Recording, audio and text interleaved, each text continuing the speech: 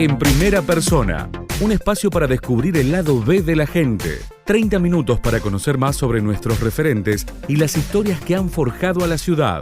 Con la conducción de Fabián Petenati y Nicolás Chetam. En primera persona. Bueno, tal lo habíamos prometido, estamos con la presencia de integrantes de la conducción del Colegio Médico de la ciudad de Río Cuarto, la presidenta, la doctora Mónica Sanabria, a Pablo Brancaletti, quien es médico ginecólogo y también conforma la conducción. Muchas gracias por venir. Bueno, gracias por venir y bueno, estamos en un tiempo bastante movido en el país y eso también afecta a la medicina, aunque no es nuevo por allí el problema que tienen los médicos. ¿Cuál es el cuadro de situación que se puede trazar inicialmente? Creo que tenemos, bueno, gracias por la invitación a los dos. Creo que la problemática es muy amplia en el contexto de este país, la hiperinflación que nos atraviesa a todos por igual y nosotros además una triste realidad que es la falta de médicos que ya se está viendo y que se prevé que para un futuro sea peor. Son los dos grandes problemas, la parte de honorarios, médicos quirúrgicos, sanatoriales, de todo el personal de salud, no solamente los médicos, afecta a todos, y la falta de médicos. Uh-huh. Y frente a eso, digamos, ¿qué es lo que está faltando? Digamos, que se tome una noción desde el punto de vista de las autoridades, de que por allí haya un compromiso de todos los sectores que integran este gran sector de la salud. ¿Qué se podría decir? Bueno, yo creo que la problemática es amplia, es muy amplia. Por un lado hay un desinterés general por la profesión. Ya de por sí cada vez vemos menos ingresantes en las universidades, vemos menos egresados que se abocan a especialidades básicas necesarias. Cada vez menos egresados optan por clínica, pediatría, ginecología, que son especialidades, lo que llamamos básicas, es decir, necesarias. Y después, todas son necesarias, pero no hay, falta gente. Entonces, ya egresaron los últimos pediatras de la ciudad de Río Cuarto, no tenemos más residentes de pediatría, clínica está en franco descenso, hay lugares que no han abierto especialidades, la especialidad de medicina clínica, y todo eso lleva a la carencia después de médicos, sumado al éxodo que tenemos de profesionales, tentados por países limítrofes, tentados por países europeos. Cada vez hay menos egresados y menos ya especializados y formados. ¿El Estado no puede regular, digamos, para que haya ese tipo de profesionales, digamos, aumentar el cupo para ingresar a la universidad, que es restringido, pero a su vez que haya ese tipo de especialidades que hoy están en falta? La falta es multifactorial, ¿no? No es solamente porque nosotros siempre decimos, es tan magra la remuneración que lógicamente el médico que no tiene práctica no se ve tentado a hacer esas especialidades. Pero también vemos, nosotros antes, llevamos varios años, yo personalmente, yo me formé en clínica médica y nosotros nos peleábamos para esa residencia. O sea, la formación del médico es muy larga. El médico demora 6 años en formarse y después cada especialidad son 4 o 5 años más. Entonces, para que después esté mal remunerado. El gobierno es el principal actor acá en esto, que debería regular junto con la universidad y los diferentes consejos médicos. Uh-huh. ¿Sí? ¿Y qué pasa con este proyecto que en algún momento se barajó, la posibilidad de que Río Cuarto cuente con la carrera de medicina? Estuvo nada más y nada menos que el decano de esa facultad, sí, de la Universidad Nacional de Córdoba, dijo que había alguna conversación. ¿Quedó en algo? ¿Ustedes fueron consultados? Nosotros fuimos consultados como colegio médico junto con todas las otras instituciones.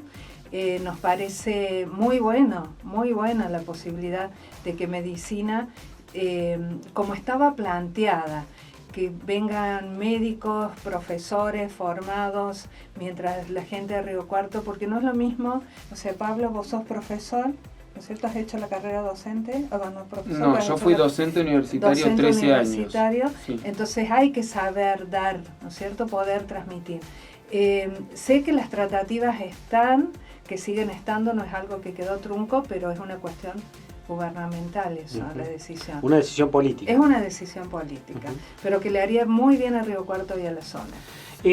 Recién usted decía que cuando eran jóvenes se peleaban, o hace un tiempo se peleaban por ciertas especialidades que hoy no. Que son las que faltan. ¿Y por qué cambió ahí? ¿Cambió que las nuevas generaciones tienen una cabeza diferente? ¿Cambió que están peores pagas que hace tiempo?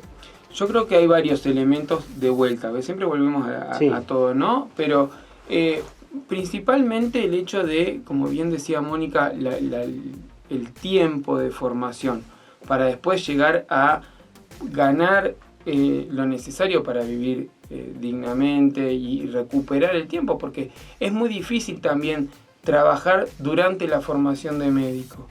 Es muy difícil, y quienes pueden hacerlo, lógicamente tienen una demora aún mayor en egresar. Todo esto lleva a que la gente no se quiera dedicar a eso. Dice, no voy a estar 14 años de mi vida estudiando para después, cuando ya a esta edad, empezar a trabajar. La gente busca otras opciones. Y bueno, ciertamente esas especialidades son las que son más largas, menos remuneradas. Y bueno, entonces genera un desinterés. Más allá de todas estas cuestiones, estos problemas que está atravesando la profesión, ¿siguen sosteniendo que es la mejor profesión del mundo, la del médico? Lejos. Yo no pensaría hacer otra cosa nunca, no, pero bueno. Yo tampoco. ¿Y el déficit de médico en Río Cuarto a cuánto asciende, diríamos?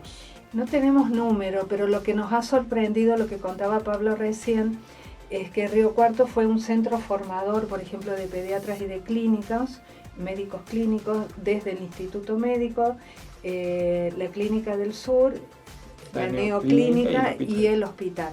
Y hoy quedan 2 residentes de pediatría, 2 de pediatría para todo Río Cuarto, no quedan clínicos.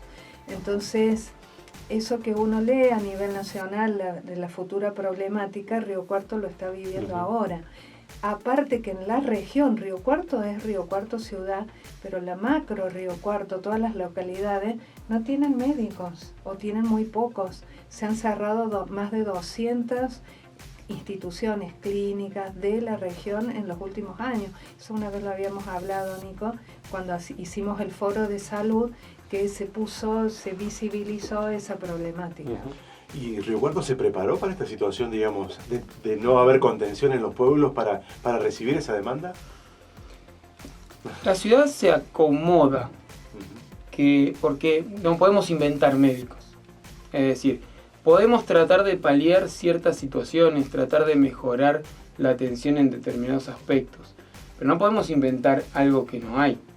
Los pueblos tienen varios problemas. Uno, que es la falta de médicos, primero por el tema económico, volvemos siempre sobre lo mismo, pero después porque también los pueblos no generan un interés de vida para las nuevas generaciones. Yo sostengo que es muy poca, los jóvenes no quieren ir a los pueblos, es una realidad. La mayoría de los que se van a estudiar no vuelven. Y quizás se le está errando al target, a quién se le apunta desde los pueblos. Quizás podrían buscar médicos ya mayores, ya con otra expectativa de vida, que quieran vivir más tranquilos, que quieran estar, y bueno, lógicamente esas personas ya más formadas, más capacitadas, que te pueden resolver más con menos recursos, van a tener otra pretensión económica.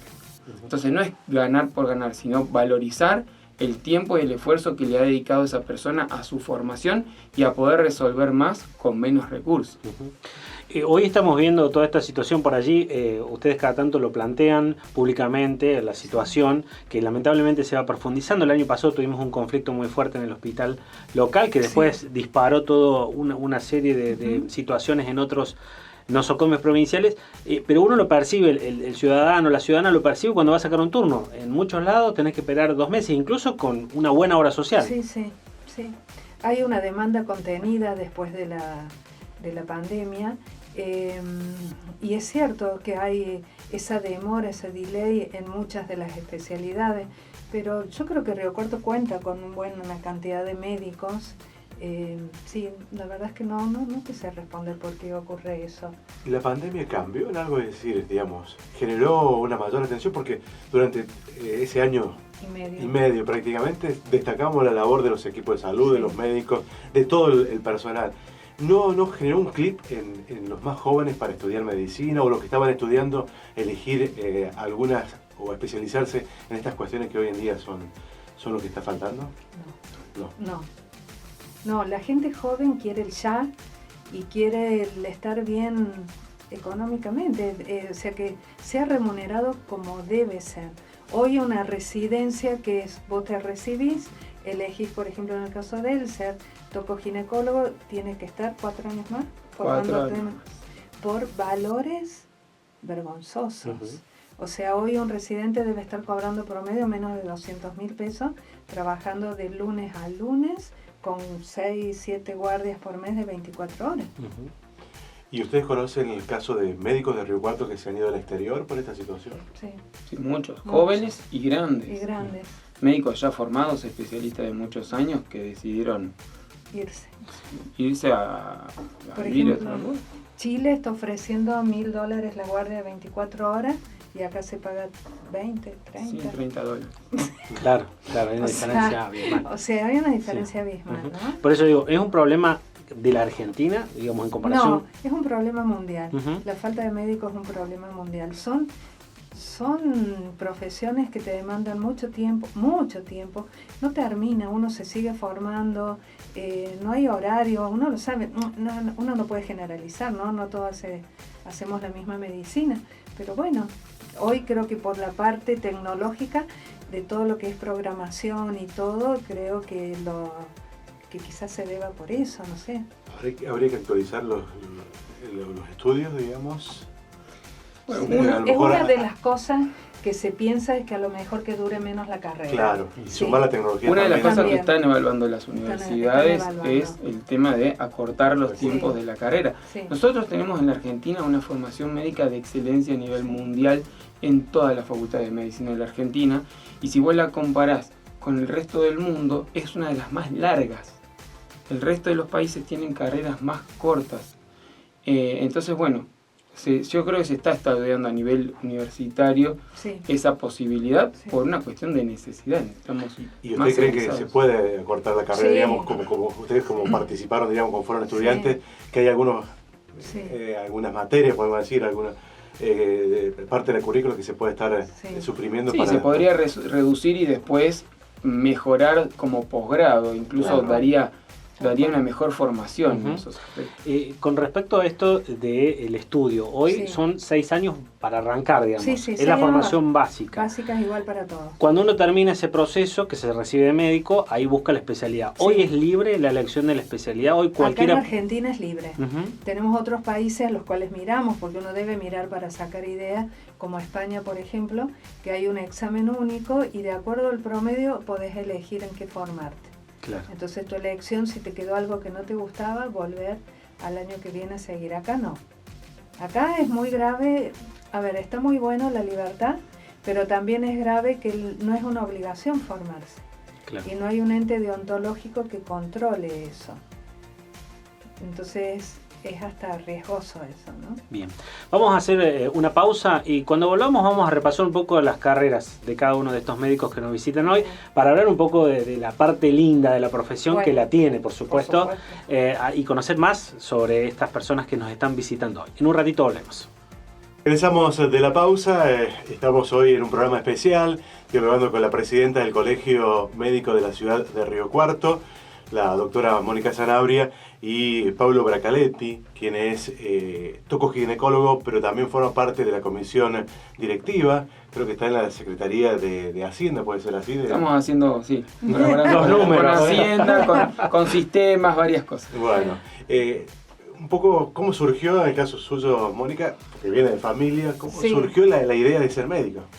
Y nosotros somos 4 hermanos, 3 de los cuales médicos, mi papá médico pediatra y yo nací en ese mundo porque mi casa paterna estaba debajo de la clínica, entonces, y la clínica era muy chiquita donde seguimos trabajando, pero tenía internación y los fines de semana o a la noche, cuando no había ya gente atendiéndose, quedaban los internados y nosotros subíamos a jugar con ellos o ellos bajaban a mi casa.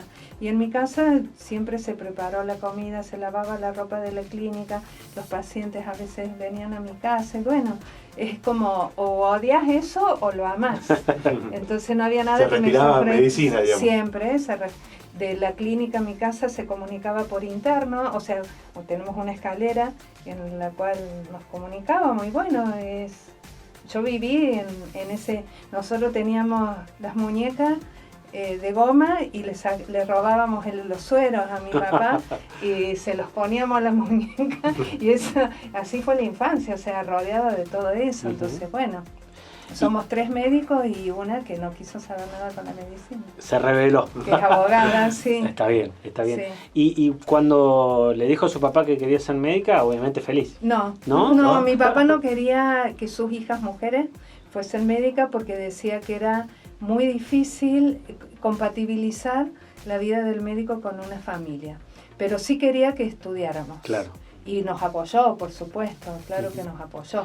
Bueno, su papá, como usted decía, Hugo Sanabria, reconocido Sí. pediatra de la ciudad, me imagino que también había que aprender a vivir un poco con el papá ausente, más allá de que... Mi papá nosotros lo íbamos a saludar al consultorio. Claro. Eso es lo que lo veíamos a mi papá. Lo íbamos al consultorio a saludarlo y algunas veces compartíamos cena. Era la época que el médico iba a domicilio. Claro. Entonces mi papá y mi mamá lo acompañaba y mi papá terminaba el consultorio y salía a hacer los domicilios. Nosotros cuando volvía ya estábamos acostados. Uh-huh. Sí. ¿Y cómo fue elegir la especialidad? Usted es alergista e inmunóloga. Yo hice primero clínica médica en el Hospital Clínicas de Córdoba y que amo la clínica médica.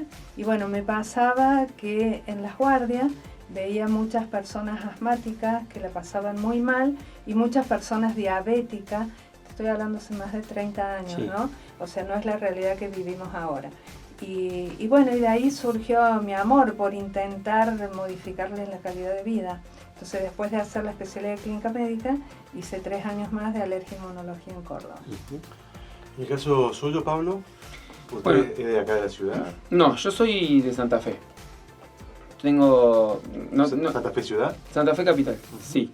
Tengo un bisabuelo que había sido médico ginecólogo, médico de mujeres, que en esa época estaban hablando de 1930, o sea, era médico de señoras, se llamaba en esa época.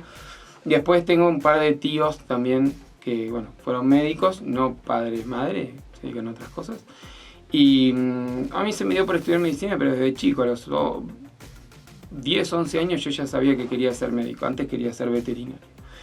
Y Medicina también. después, bueno, como a esa edad, y bueno, después a partir de ahí todo lo que yo estudié se encarriló hacia ese lado. Hice la carrera de medicina en Buenos Aires, en la Universidad de Buenos Aires. Después hice la especialidad de ginecología y obstetricia universitaria en la UBA también, y la residencia en el Hospital Vélez Arfield de Buenos Aires. Y a los 34 años más o menos me vine con mi familia a vivir a Río Cuarto por esas cosas de la vida, es decir, la vida en Buenos Aires no nos gustaba para criar hijos. Encontramos en Río Cuarto una ciudad que nos gustó, que nos supo acoger muy bien, que tiene las cosas que nosotros buscábamos de una ciudad, universidades, clubes, barrios, todo. Y la verdad que nos gustó mucho Río Cuarto como ciudad y siempre nos sentimos bien recibidos. Y la verdad que lo que me he podido desarrollar profesionalmente acá, yo estoy sumamente agradecido con la ciudad, en su momento con la neoclínica, que fue el primer lugar donde empecé a trabajar, estuve durante 7 años, y el lugar donde sigo internando y tengo buena relación, pero ya no atiendo más allí. Y bueno, después hice posgrado en medicina fetal también, ya estando acá, viajando todo el tiempo a Buenos Aires para hacer el posgrado allá, pero bien, la verdad que es una especialidad que sí, me demanda, y yo estoy más en el lugar del papá de Mónica, es decir, tratando de hacerme... Sin horario. Sí, sin horarios, porque esta profesión y esta especialidad es así, y tratando, sí, hoy por lo que son las demandas de la vida y entendiendo un poco más la importancia de la vida en familia, teniendo hijos chicos, de poder participar más de la vida familiar. Y bueno, son decisiones que uno va tomando y cosas que uno tiene que ir definiendo para decir, bueno, sí, mi familia es importante y le dedico el tiempo que ¿Y la necesito. especialización porque surgió por lo de tu bisabuelo o no? No, en realidad eso ahí sí fui cambiando bastante. Yo empecé queriendo hacer cardiología, después pasé a genética, después pasé a sexología, y haciendo un curso de sexología y medicina reproductiva descubrí la medicina reproductiva. Entonces me volqué a la ginecología para hacer medicina reproductiva. Después, cuando me vine, hice la especialidad en medicina reproductiva antes de venirme, pero cuando vine ya había gente que se estaba dedicando a eso y las condiciones eran más complejas, entonces decidí volcarme más a la obstetricia y después a la parte de obstetricia con medicina fetal. Y digamos, ¿es de esos médicos que da el teléfono celular a los pacientes? Antes no, cuando me fui, porque la clínica tenía su guardia y tenía sus cosas, y bueno, ya pasaba muchísimo tiempo. Yo con la niña estaba desde las 8 de la mañana hasta las 8 o 9 de la noche. Cuando me fui de ahí, sí, pero solo cuando es necesario. Sí. Yo se lo doy a todos. Eso lo iba a decir, porque justamente estoy hablando con un colega días pasados y nos decía que usted en cualquier momento y a veces estando de vacaciones atiende y bueno, yo atiendo todo. hasta hace alguna especie de telemedicina, por decir así. Yo sí. Sí, es como que digamos que de alguna manera se comprometen con el paciente, generan un vínculo más allá de la atención particular. Porque se genera un vínculo. Claro. Se genera un vínculo con el paciente, con la familia. ¿Y la medicina ha cambiado, digamos, años atrás, en el caso de Sí, que soy más grande. Porque usted decía, y yo recuerdo el médico que iba a la casa, digamos, hacía visitas. Eso ha cambiado. Yo sigo yendo a domicilio.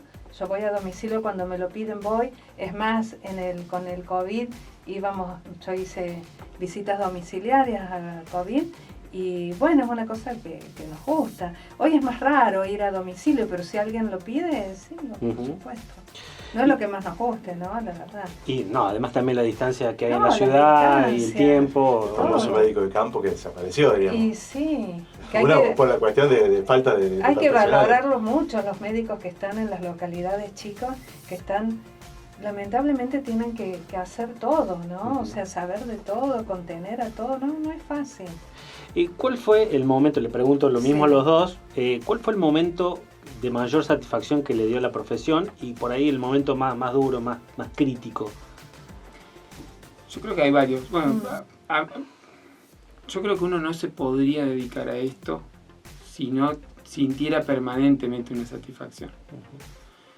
Y en el medio hay destellos de malestar o de desasosiego. Pero nadie se puede dedicar a la medicina si no ama lo que hace. En general para todas las cosas de la vida. Digamos, a los periodistas le pasará lo mismo, a todos, a todas las personas. Pero digo, yo satisfacción encuentro permanentemente. Para mí acompañar un embarazo, recibir ese bebé, después seguir acompañando a esa paciente en sus controles, que vuelva a buscarme para un segundo embarazo, un tercero, como me ha pasado, es muy satisfactorio. Y uno genera un vínculo con esas personas, con esa familia que te recibe. A veces uno lo hace desde la salud, como es el caso de los embarazos, donde son pacientes en su gran mayoría sanas, que pueden tener alguna intercurrencia, y otras veces desde la enfermedad, desde el acompañamiento. A mí me pasó una experiencia cercana hace poco de perder un sobrino con un cáncer, un familiar cercano, y fue una experiencia muy dura, y sin embargo, con esos médicos que nos han acompañado durante ese proceso de enfermedad y esa pérdida, se generó también un vínculo. Y son cosas muy difíciles de llevar desde ese lado, pero que el médico que se dedica a eso también lo sabe hacer muy bien. ¿En su caso, doctora?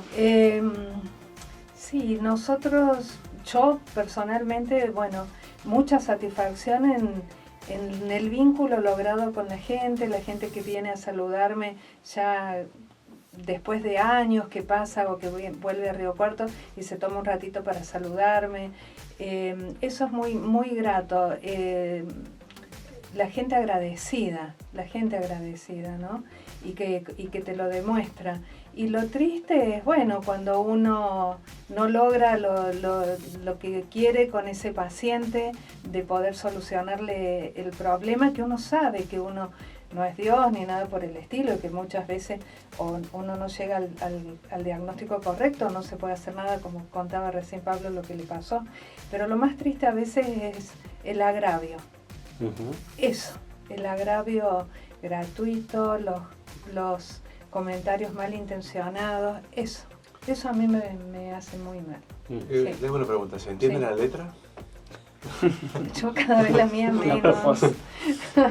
Pero sí. ¿En el caso tuyo, Pablo? Sí, yo una pregunta tendenciosa. Estaba comentando que practico caligrafía por lo menos 2 horas por semana para que se me entienda. Yo cuando termino le doy al paciente y le digo, léelo para ver para asegurarme que me haya entendido, porque lo considero muy importante. Pero sí, yo coincido con Mónica que sí, que la peor parte es esa. Sobre todo en un contexto donde a veces se malinterpreta y se piensa que el médico está en una situación de bienestar. Y hoy creo que es importante que todos entiendan que los médicos somos trabajadores como cualquier otro. Puede haber quien esté mejor, quien esté peor, pero en general todos somos trabajadores y vivimos del día a día, vivimos de lo que trabajamos todos los días. Bueno, la última pregunta siempre es común a todos los entrevistados y tiene que ver con qué hubiesen hecho si no hubiesen estudiado medicina. Un poco, Pablo, vos contaste, veterinaria era la carrera. Sí, era la opción, sí. Yo quería ser azafata. Le gusta volar y los viajes. Nunca había viajado, nunca había viajado y mi sueño era ser azafata. Y después quería ser profesora de historia porque me encanta la historia. Bueno, bien. Sí, sí. Ha sido un placer de tenerlo aquí. Te hablamos de todo, digamos, no solamente de la situación de la realidad del sector, del colegio y bueno, sus vidas profesionales en la ciudad. Muchas gracias por venir. Gracias Muchas por la gracias a invitación, ustedes por muy la invitación. amable. Hasta la próxima, gracias. Hasta la próxima.